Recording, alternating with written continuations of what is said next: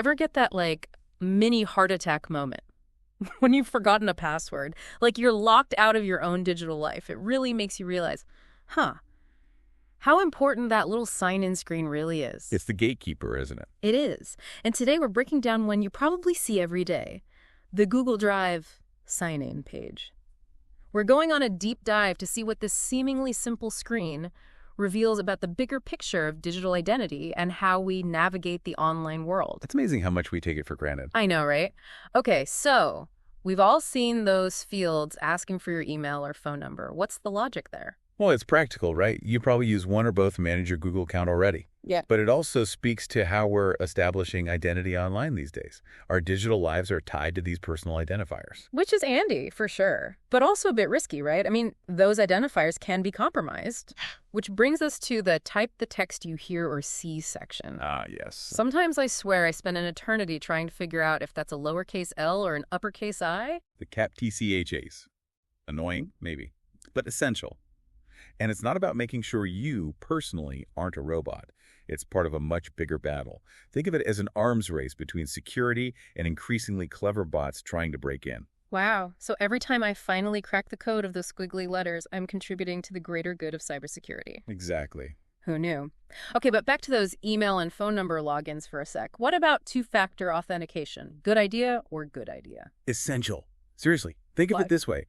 Using just your email or phone number is like locking your front door with like one of those flimsy little latches. Okay, I get it. Two-factor authentication, that's like adding a deadbolt and an alarm system.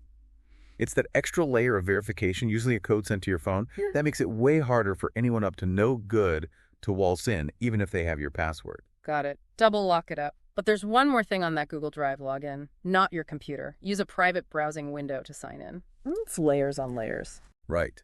That's about controlling your digital footprint. Guest mode. Think about it on a shared computer. Signing in directly could expose your browsing history, your cookies, everything, to whoever uses it next. Wakes.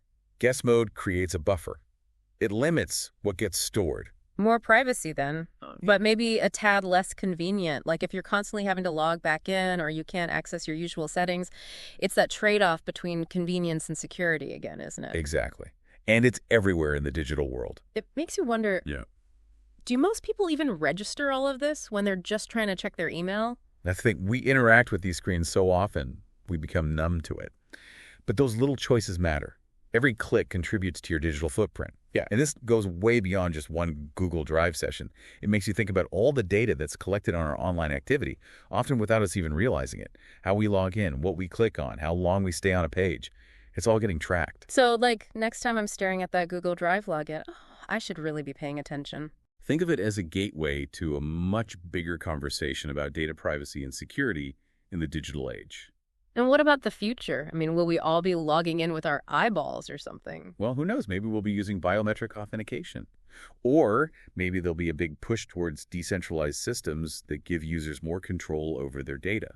It's definitely something to ponder. Next time you're face-to-face with that blinking cursor, just remember, there's a whole lot more going on behind that digital door than meets the eye.